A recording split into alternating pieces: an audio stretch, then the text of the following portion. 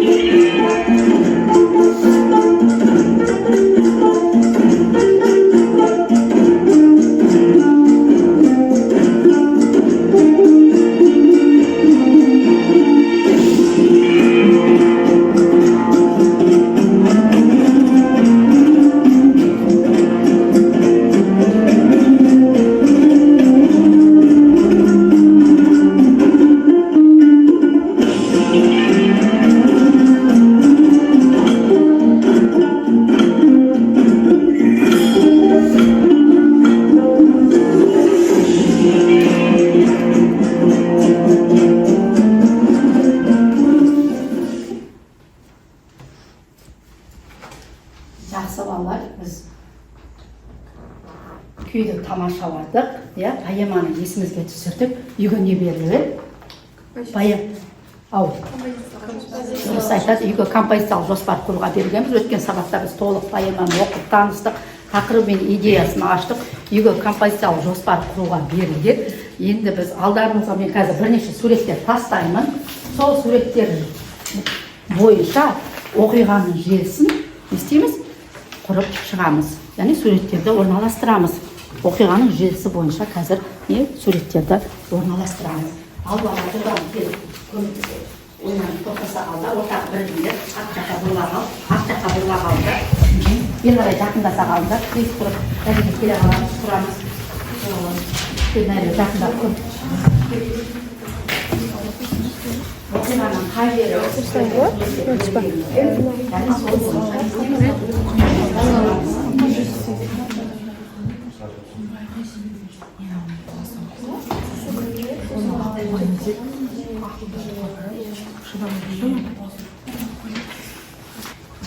яғни поэма қалай басталды деді. Поэма оқиғасы аяқ қарай қалай байланысты, одан кейін осылай басталған поэма қалай дамыды, поэма қандай оқиғаға байланысты шиеленісе түсіреді, поэма қандай жағдаймен аяқталмай шешімін тапты, оқиғаның шартында үйдің қай тұста көрінді, және поэма қандай жағдаймен аяқталды деді, шешімі қалай болу керек. Яғни композициялық жоспар құруға берілген. Кинолентаға қазір естиміз, орналастырып шығамыз.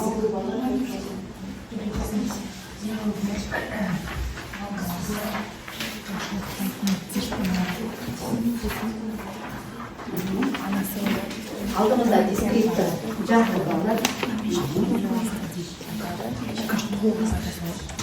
Оқиғалар ретімен жазып шығасыңдар дәптерде, одан кейін ойлардың жүйелі жеткізілуі керек, және суреттерді ретімен орналастырасыңдар.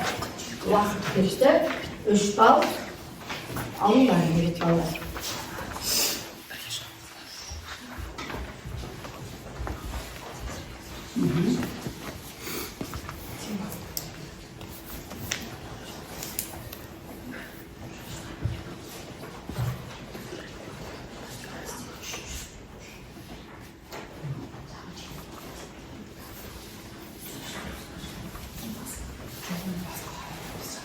Dayımız var. Kaynatar dayımız.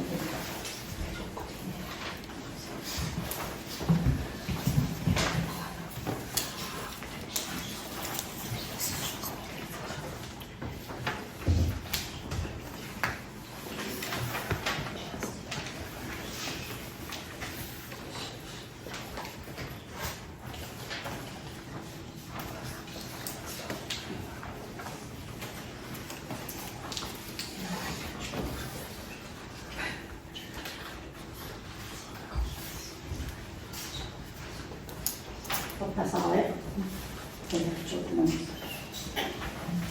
dayımız var. Dayımız var. Кейбір топтар дайын, ал жақсы. Кәні қай топ шығады, бірінші алып шыға қой, алтынай. Шыға қой. Табиғатымен басталған болатын, және көл еркесі аққулар. Жарайды, жақсы. Бірінші енді бастауы оқу ғой, қалай жады. Оқиғаның басталуы Жетікөлдің тамаша сұлу табиғаты, оқиғаның байланысуы Жетікөлге аққулардың келуі, оқиғаның дамуы сырқат бала мен ананың шарасыздығы, оқиғаның шиеленісуі сорлы ананың мылтығымен Жетікөлге келуі, оқиғаның шарықтау шегі аққулардың сұлулығы, тыныштықты бұзған мылтық дауысы, оқиғаның шешімі баланың өлуі, ананың өз қателігін түсінуі. Дұрыс па балалар? Жақсы. Ары қарай тағы алға ғой, қарай. Біздің топқа берілген суреттер Алтынайдың тобының суреттерінің жалғасы болып табылынады. Ең бірінші суретте бізде ауру баланың сырқаттануы және де тәуіп шалдың айтуы болып келеді. Бізде келесі суретімізде бізде ананың Жетімкөлге аттануы болып келеді. Содан кейін ең соңғы суретімізде бізде ананың аққуды атуы болып табылынады. Жақсы. Күмәлен тағуын алыстыра ғой.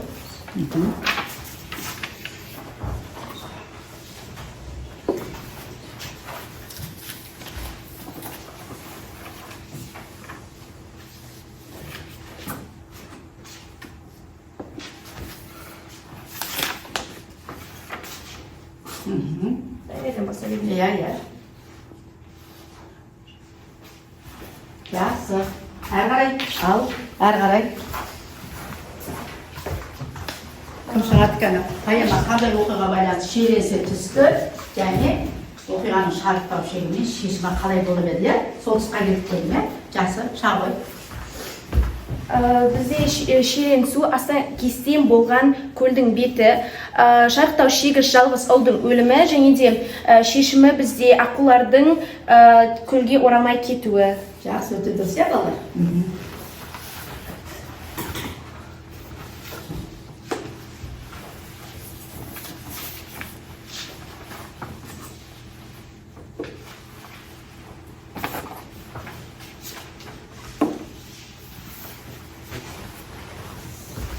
Жетімкөлдің табиғаты, көл өлкесі аққулар, өздерінде де тура осылай болып шықты, иә? Ауыл бала тәуіп шалдың айтқаны, ананың көлге келуі, ананың аққуда атуы, астан кестен болған көл беті, қарт жылқышының әңгімесі, жалғыз ұлдың өлімі, және ананың аққудың келісі ұруы, аққулардың оралмауы, Жетімкөл. Жақсы. Олай болса балалар, Мұқағали Мақатаев осы аққулар ұйықтағанда поэмасы бойынша бізге не айтқысы келді? Қасиет пен қасіретті қалай жеткізді? Аққудың ананың қасіреті ма? Жоқ, Жетімкөлдің жетімдігі ма? Кім қалай ойлайды? Кім айтады екен? Аққуд айтып көрсінші. Менің ойымша, ақын бұл шығармада адамгершілік пен зұлымның арасындағы айырмашылықты және де табиғаттың заңдылығы туралы айтқысы келді. Ал, Нұрай. Мұқағали Мақатаев бұл шығармасы арқылы бізге ананың баласы үшін барлығына дайын екендігі туралы айтқысы келген секілді. Жарайды, жақсы. Тағы не айтады? Өз ойларын айтып көріңіз. Тағы не ал, Кәусар? Менің ойымша бұл оқиға арқылы автор бізге аққулардың киелілігі жайлы айтып, және де біз жануарларды қастерлеуіміз қажеттігі жайлы айтқысы келген болатын. Дұрыс айтады. Қалай жеткізген екен қасірет пен қасиеттілік ұғымдарды қалай жеткізген екен? Қалай жеткізді? Тағы кім айтады? Іңкәр не айтасың? Қалай жеткізді бізде? Мұқағали Мақатаев қасірет пен қасиетті қазақ халқының рухани әлемінің ажырамас бөлігі ретінде қарастырады. Мұқағали Мақатаев табиғатты аялап, зиян келтірмеуін түсіндірген, қасиетті құстарға қол тигізбейтінін айтқысы келген. Жақсы, және тағы да не айтқылары келеді? Тағы. Ал, Ләйсан. Осы поэмада Мұқағали Мақатаев адамның табиғатқа жасаған қиянаты ешқашан жазасыз қалмайтынын көрсетіледі. Дұрыс айтады, ешқашан жазасыз қалмайтынын. Исай Сәби, қалай жеткізді деп ойлайсың, қасиет пен қасіретті қалай? Менің ойымша Мұқағали Мақатаев бұл шығармада қасірет пен қасиетті терең ұғыммен жеткізді деп ойлаймын. Себебі бұл жерде қарап тұрсақ, ана өзінің баласы үшін аққуды атады. Сосын ол анаға сол қасірет өзіне қайтып келеді. Ол яғни өз баласынан айырылып қалады. Бұл шығармада терең көрсетілген. Дұрыс. Олай болса балалар, Мұқағали Мақатаев, яғни ананың баланы шексіз сүю, әрине ол қасиет. Сол қасиет іс жасаймын деп не істеді?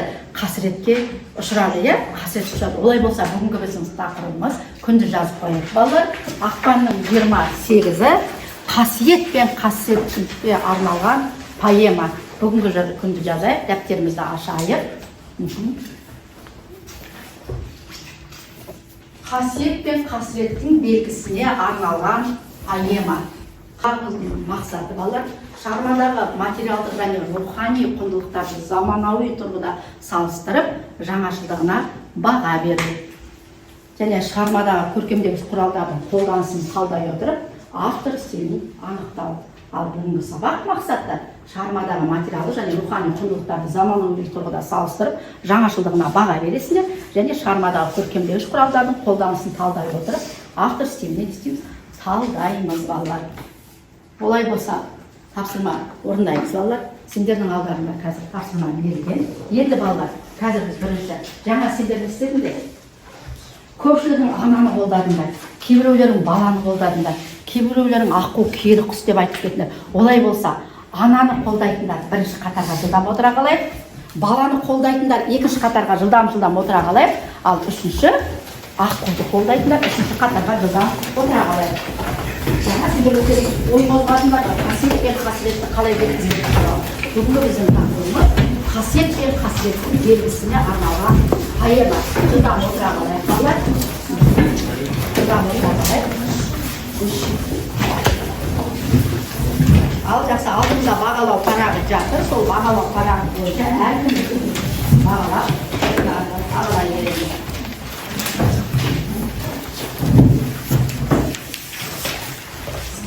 Жақсы, дәптерімізді арқайық балалар. Қазір жеке жұмыс Вен диаграммасы, яғни естиміз шығармадағы рухани және материалдық құндылықтарды анықтаймыз. Жеке жұмыс шығармадағы рухани және материалдық құндылықтарды анықтау.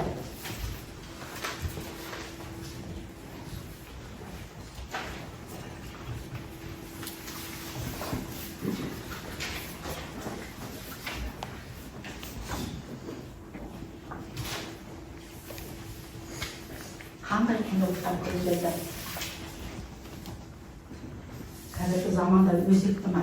Қандай рухани құндылықты байқадыңдар? Қандай материалдық құндылықты байқадыңдар? Содан жазайық.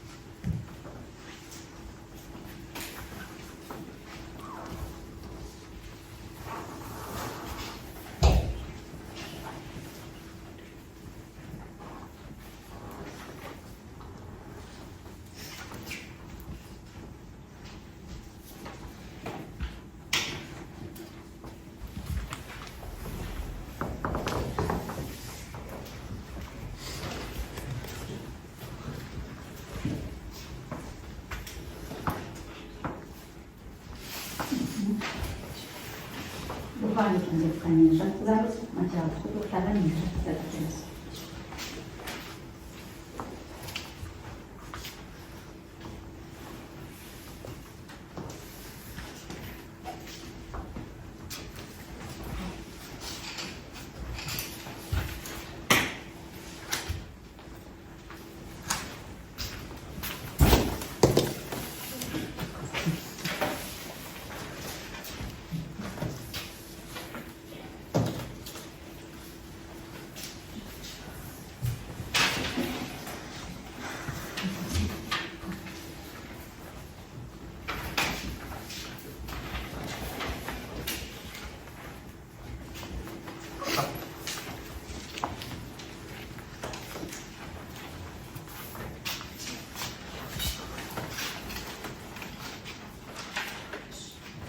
Dayınız babalar.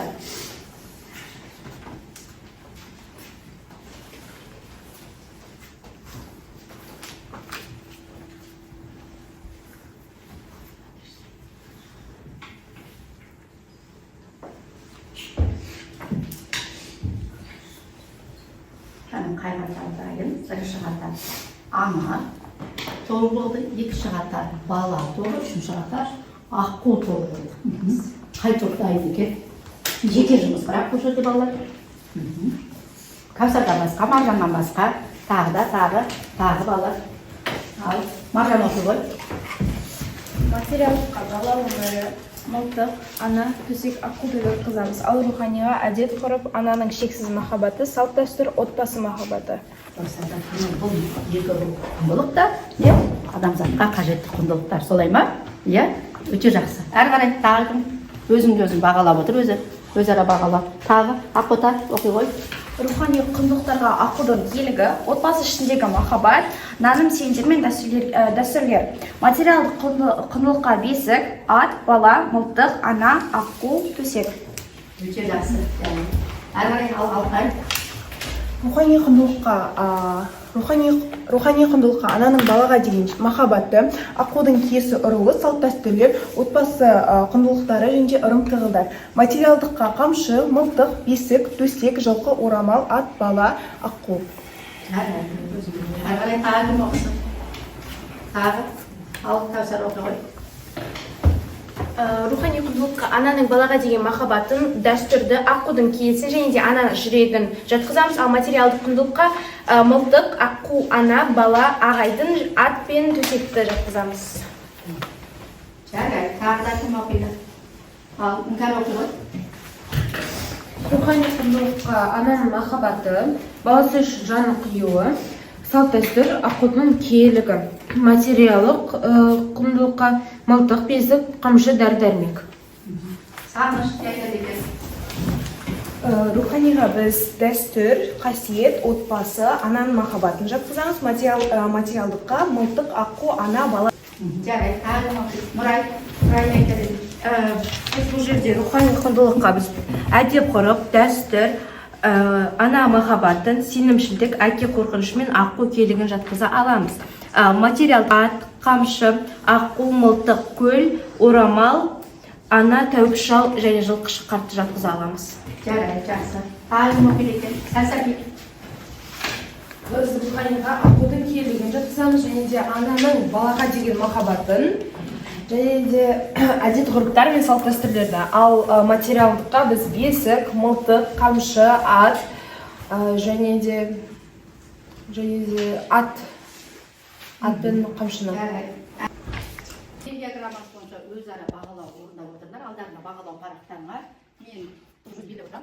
Балдан өз қойып отырам. Ой шақыру, Үңкәрға қойып отырмын. Айнегүл сабақта жоқ, Ерназға 1 балл, Үңкәрға 2 балл, Майрам 3 балл, Сәсәбек 3 балл, Ақбота 3 балл, Алтынай 3 Мінжу 1 балл, Ерхан 1 балл, Сағыныш 2 балл, Кәусар 3 балл, Нұрайлым 3 балл, Манатқызы Кәусар 3 балл, Мирам Сағыныш 2 балл, Ләйсан 2 балл, Адиля 1 балл, Зарина 1 балл, Жан 1 балл. Мен диаграммасы бойынша өте жақсы жауап берген балдарға мен 3 баллды қойып отырмын. Ал сіздер өздерің бағалап отырыңдар. Үй тапсырмасы бойынша бағалап отырыңыздар. Яғни қойып шығып отырмын. Кім қалай жауап берді? Балдар қойып жатырмын. Ал сендер өздерің бағалай беріңдер. Әрі қарай балалар, келесі біздің мақсатымыз әрине көркемдік тіліне талдау, автор стилін анықтау болатын. Олай болса мен қазір ана тобына топтық жұмыс беремін. Тапсырма шығарма үзінділері бойынша автор стилін әдеби көркемдегіш құралдарды табу. Бұл жерде сендерге үзінді берілген. Үзіндіні бірінші мәнерлі оқисыңдар. Автордың стилін анықтайсыңдар. Шығармадағы көркемдегіш құралдарды қолдану ерекшелігін талдайсыңдар. Және тілдік қолданыстарды анықтайсыңдар. Ал жақсы, топпен жұмыс, топтаса қалармыз. Жылдам. Келесі, аққу тобына автордың шығармадағы бейнелеу тәсілдерін қолданудағы ерекшелігі, яғни бейнелеу тәсілдерін табасыңдар. Шығармада мысал келтіресіңдер балалар, сосын қолдану ерекшелігіне тоқталасыңдар. Келесі жылдам біз тоқтала қаламыз, ат жаққа бұрыла қал, артқа бұрыла қал, жылдам тоқтаса қал. Міне тағы да береміз, де тоқтасыңдар. Жаза бастаймыз. Енді қазір бала тобына беремін.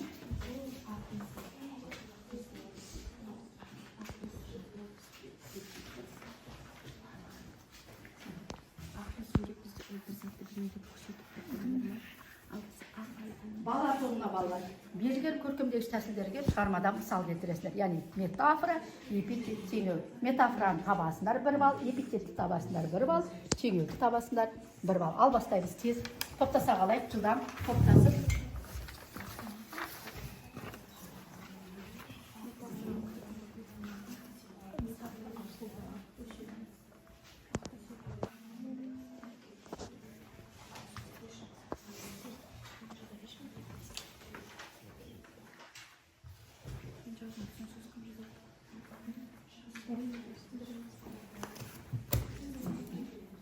Birinci kitaptan diziyi başlayıp.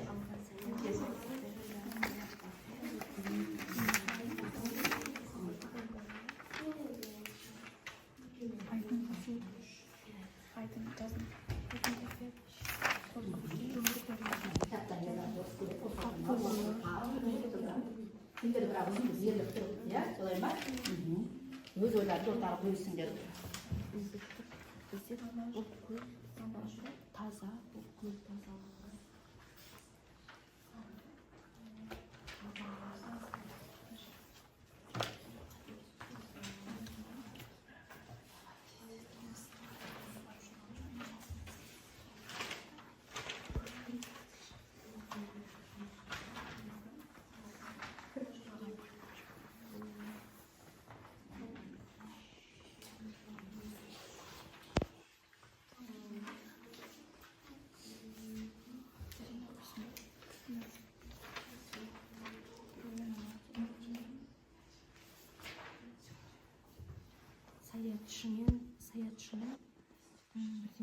саятшының тазалығын саятшының іс-әрекетімен салыстырып тұр. Келісесіңдер ме?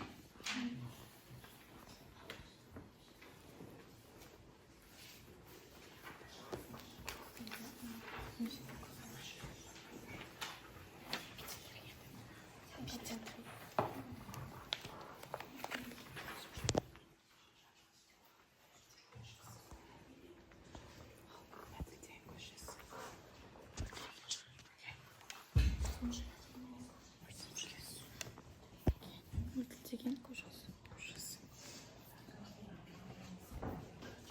Аққана су жүрек.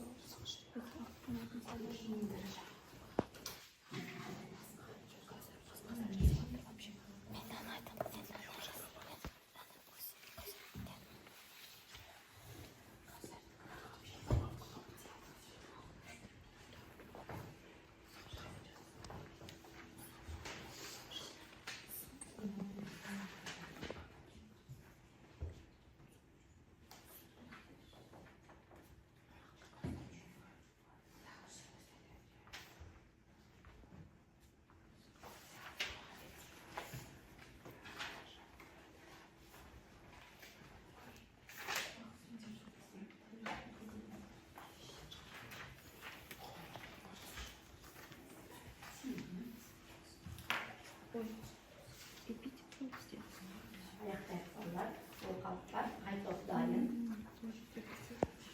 Hay toplayın.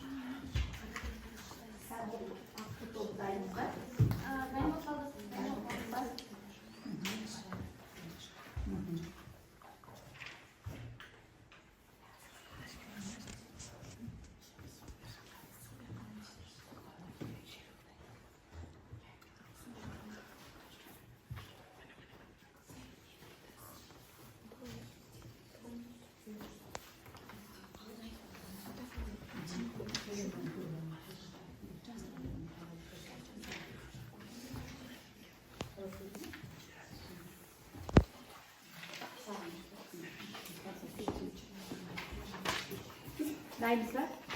Дайынбыз ба балалар? Ал қай топ дайын екен? Ал аққу тобы. Бастай ғой. Бейнелеу тәсілі кейіптегі шығармадағы мысал. Ойнасыншы, ойнасын ерке құстар, тыныштығын олардың қашырмалық. Мерген отыр жағада, ей ақша бұлт жаулығымен оларды жасыр барып. Бас бағады шыршаның қалқасынан, қаруынан қолында қан сасыған. Гуманист сөзге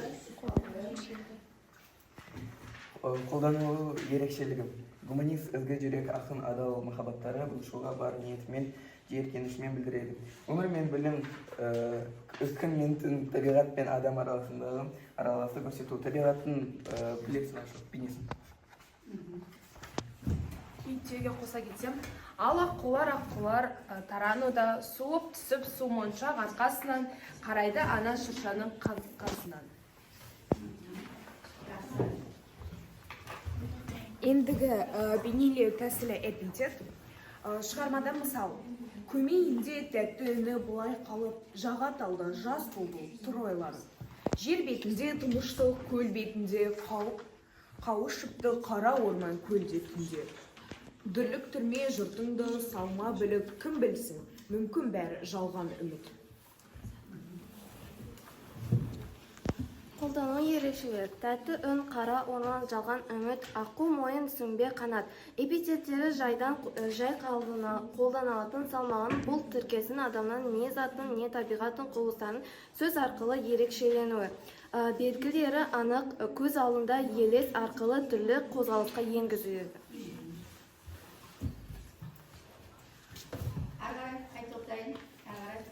Ал өте жақсы. Өзара бағалау қарақтарынан бағалап отырыңдар.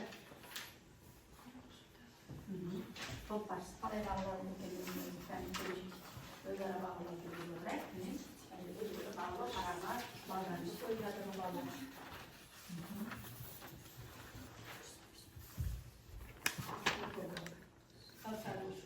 Сарсары ұшқау. Көптен үстіне қалдауына қарайды. Сағынып ұшқау. Жан, 2 бал.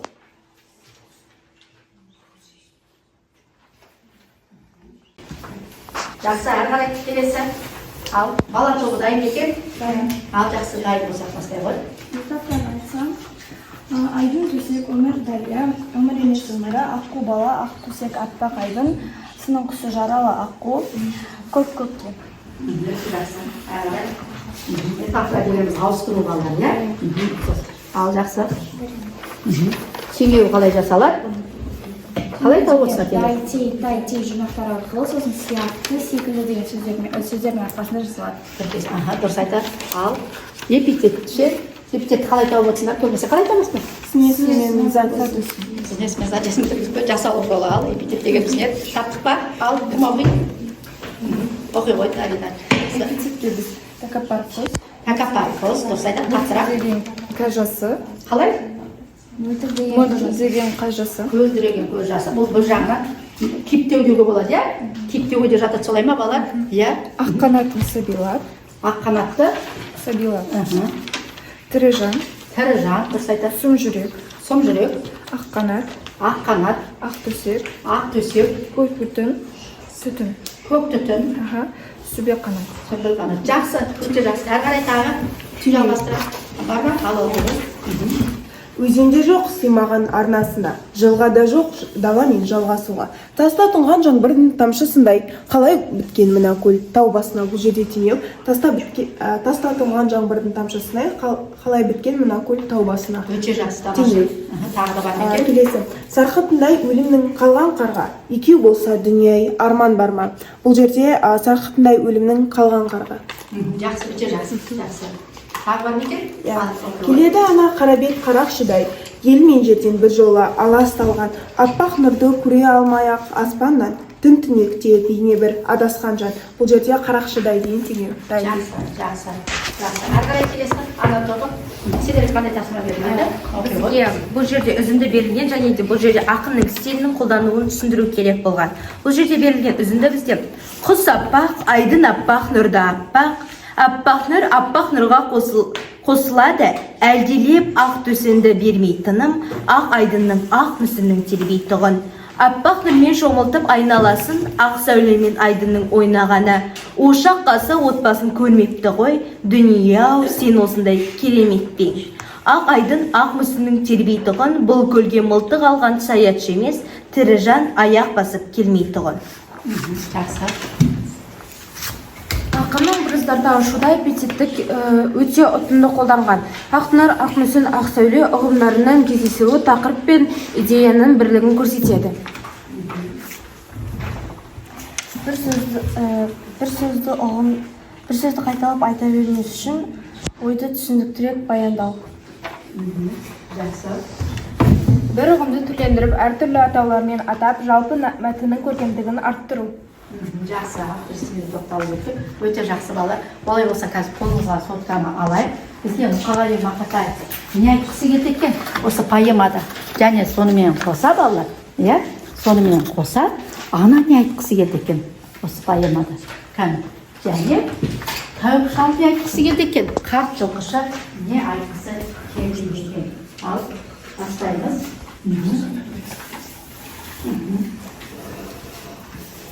Көрейік, кәні тыңдап көрейік. Яғни экраннан да көруге болады балалар. QR арқылы кіреміз. QR арқылы кіреміз да жауап береміз. Ал тыңдап көрейік. Сосын кейін топтан кім сөйлегісі келеді тыңдайық бірінші. Не айтқысы келді екен?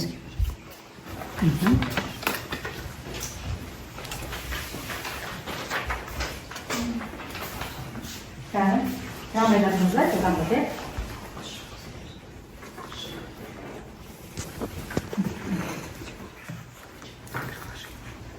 Ал бастайық. Адамдар неліктен табиғат заңдарын бұзады?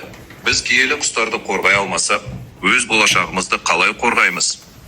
Адамдар неліктен табиғат заңдарын бұзады? Біз киелі құстарды қорғай алмасақ, өз болашағымызды қалай қорғаймыз? Ал жақсы, тыңдадық па балым? Балалар тыңдадық па? Бәріміз ойламайық. Табиғат заңдарын бұзады. Біз киелі құстарды қорғай алмасақ, өз болашағымызды қалай қорғаймыз? Адамдар неліктен табиғат заңдарын бұзады? Біз киелі құстарды қорғай алмасақ, өз болашағымызды қалай қорғаймыз? Ал жақсы, ой қозғайық, осы бойынша ойланайық.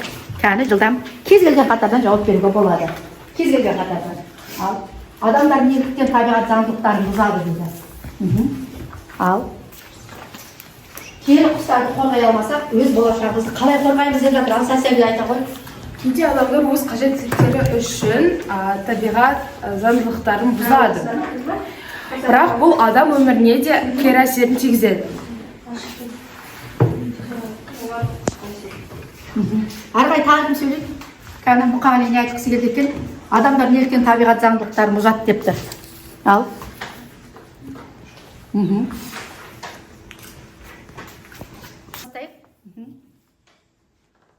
Ана ретінде менің жағдайымда сен не істер едің? Табиғат пен отбасы арасындағы таңдау жасауға тура келсе, қайсысын таңдар едің? Ана ретінде менің жағдайымда сен не істер едің? Бұл жердегі менің ананың істегені дұрыс деп ойлаймын. Себебі ана баласы үшін барлығына дайын. Егер ана аққуды өлтірмесе де, ана баласы жазылмай қойса, одан сайын қайға батып кетуші еді деген ойдамын мен. Бұл жерде ана айтады, ана ретінде менің жағдайымда сен не істер едің дейді. Егер екеуін қайсын таңдар едің, табиғат пен отбасы арасындағы қайсын таңдау қойсын дейді, онда сен не істедің дейсің? Отбасын таңдар едің. Жарайды, жақсы. Әрі қарай. Ал жылқышы қарт не деген екен? Поэмада жылқышы қарт не деген екен? Жылқышы қарт не деген екен? Орнымда болсаң, анаға қандай кеңес берер едің? Тәуіппен оның емі дегенге көзқарасыңыз қалай? Егер менің орнымда болсаң, анаға қандай кеңес берер едің? Тәуіппен оның емі дегенге көзқарасыңыз қалай? Ал егер менің орнымда болсаң, анаға қандай кеңес берер едің дейді. Ақбота. мен ол кісінің орнында болсам, мен анаға сабырлықты танытып, басқа емдеу жолдарын табуға көмектесер едім. Және де жаңағы аққуды өлтірудің орнына медициналық жолда көмектесуге кеңес берер едім. Медициналық жолға, иә, дұрыс айтты. Бұл жерде жауап айтады, егер менің орнымда болсаң, анаға қандай кеңес берер едің дейді. Ал Алтынай не айтар едің? Мен жылқышы қарттың орнында болғанда анаға біріншіден ешкімге сенбеуді ұсынар едім. Оның үстіне тәуіпке ондай қасиетті адамдарға мүлдем сенбеуге, аққуды атпауға, өйткені ол киелі құс екенін айтуға кеңес беретін едім. Яғни тәуіп пен оның емін елінде сендердің көзқарастарың қандай? Дұрыс па, қарсы ма? Тәуіпке қарсысыңдар ма? Қарсысыңдар ма? Яғни қазір дамыған заман әрине медицинаға жүгіну керек. Кім көрінгеннің айтқанына көне беруге, сене беруге болмайды екен. Жақсы, әрі қарай жылқышы қарт не айтқан екен? Аққу киелі екенін біле тұра, менің әрекетімді ана реті. Егер менің орнымда болсаң, анаға қандай кеңес берер едің? Аққу киелі екенін біле тұра, менің әрекетімді қалай бағалайсың? Адамдар табиғатты өз қажеттілігі үшін пайдаланса, бұл дұрыс па? Кейде кешірім сұрау жеткілікті ме, әлде іс жүзінде түзету керек пе? Түсіндік балалар сұрағын, яғни мен қайталап өтейін. Аққу киелі екенін біле тұра, менің әрекетімді қалай бағалайсың деп тұр. Иә? Адамдар табиғатты өз қажеттілігіне пайдаланса, бұл дұрыс па? Кейде кешірім сұрау жеткілікті ме? Әлде, не дейді? Іс жүзінде түзету керек пе дейді. Не айтар едіңдер? Бәріміз ойланайықшы осы бойынша. Не айтар едіңдер? Ал, жауап берейік. Кім жауап береді? Ал, Алтынай жауап береді. Мен ойымша кейде кешірім сұрау жеткілікті емес деп ойлаймын. Мысалға, ана аққуды атқанда ол кезде кешірім сұрау жеткіліксіз, яғни ана болашақта да табиғатты қорғау, ағаштарды өсіру секілді табиғатқа жаңашылдық жасаса, ол кешірімге тұрарлық деп ойлаймын. Жақсы, тағы да қалса неге жауап берер едің? Мен Табиғатты өз қажеттілігіне пайдаланса, бұл дұрыс па дейді. Біз табиғатты өз қажеттілігімізге пайдаланғанымыз бір жағынан дұрыс деп есептеймін. Себебі біз өзіміздің қажеттілігімізге пайдалану арқылы біз өз жағдайымызды жасай аламыз. Бірақ бір жағынан егер де біз шеттен шығып жатқан жағдайда ол қате деп есептеймін. Мысалға, осы поэманы мысалға келтіре кететін болсақ, бұл жердегі аққуды өлтіру ол өте үлкен қателік болып табылады. Жақсы. Келесі әрі қарай осы жерде аққу қалды балалар. Аққу не айтқан екен? Аққу не айтқан екен? Тыңдап көрейік. Аққу не айтқан екен? Адамдар неге табиғатты құрметтемейді? Аңшылардың әрекеті әділетті ме? Неліктен? Киіп, еркек? Адамдар неге табиғатты құрметтемейді дейді, аққу айтады. Аңшылардың әрекеті әділетті ме дейді? Неліктен дейді? Киелі нәрселерге қол тигізу дұрыс па дейді. Ал, не айтар еді? Ал айта ғой. Менің ойымша адамдар ақмақтықтарынан табиғатқа зұлымдық жасайды деп ойлаймын. Себебі бір қателік жасаса, оны басқа адамдар көріп түзей алады деген ойдамын. Және де менің ойымша аңшылардың жасайтыны дұрыс емес. Себебі аңшылар бізде көбейе берсе, бізде жануарлар көбірек атылғандықтан жануарлардың көбісі қызыл кітапқа ену қаупінде тұр. Және де жануарлар жоғалып кетуі мүмкін деген деректер бар.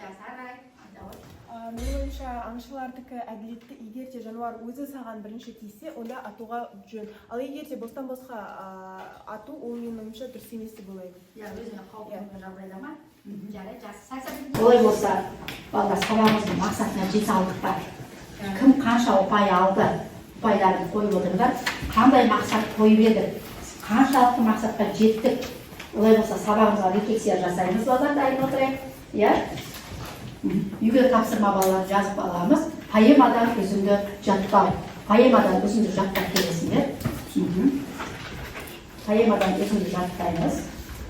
Жалпы балалар, қазақ халқы ырым нанымға сенетін халық. Сол себепті қазақ аққуды киелі санайды. Аққуды ежелден қастерлеп, бақыттың бастамасы, жақсылықтың жаршысы, пәктіктің сұлулықтың белгісі деп ұғады. Әрі оған ешқашан оқ атпаған. Аққу турасында ел аузында бірнеше аңыз әңгімелер бар екенін білеміз.